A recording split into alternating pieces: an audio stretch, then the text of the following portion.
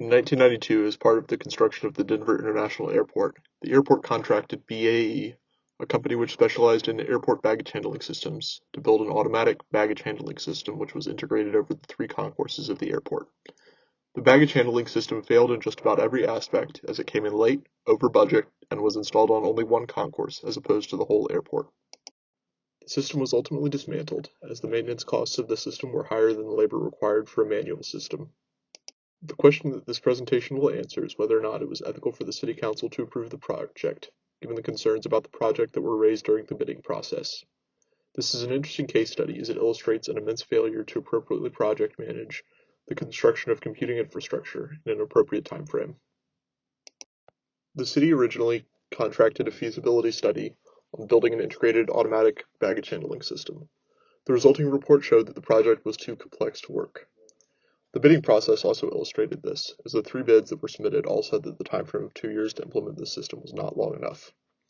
The City Council also consulted with the designers of the Munich airport baggage handling system, where engineers spent 2 years testing the system, including 24 hours a day testing for 6 months before the airport even opened. The Munich designers also said that the Denver officials did not listen to them in regards to the long amounts of testing time needed.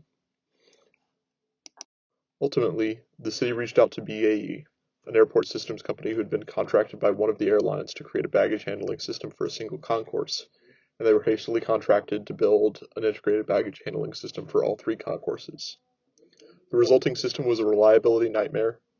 The opening of the airport was delayed for 16 months, costing taxpayers millions, and created a system that was known for mangling customers' bags.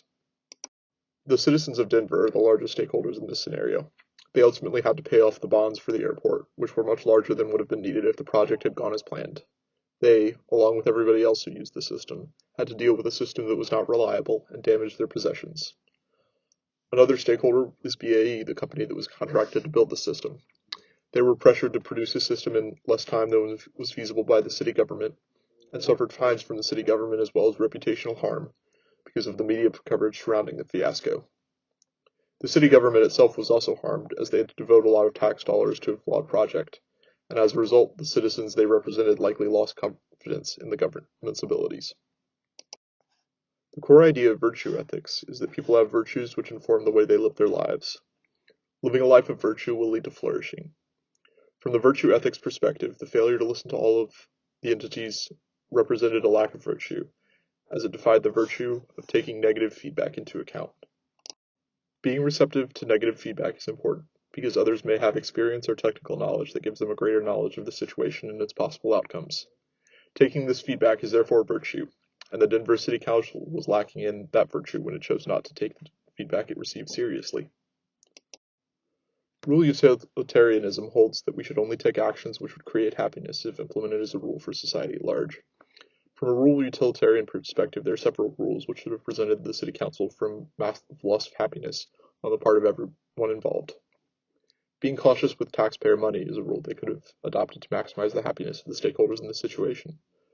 When public officials spend taxpayer money on projects without adequately maximizing the value of that project, they have reduced the happiness of all stakeholders involved.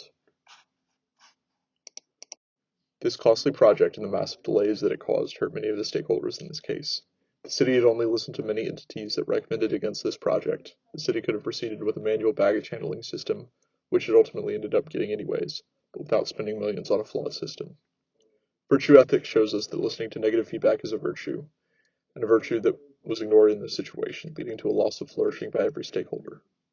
The rule utilitarian perspective shows us that there were multiple applicable rules in this situation which should have prevented the negative outcomes in this situation if the City Council had applied them and fully explored the utility of their actions.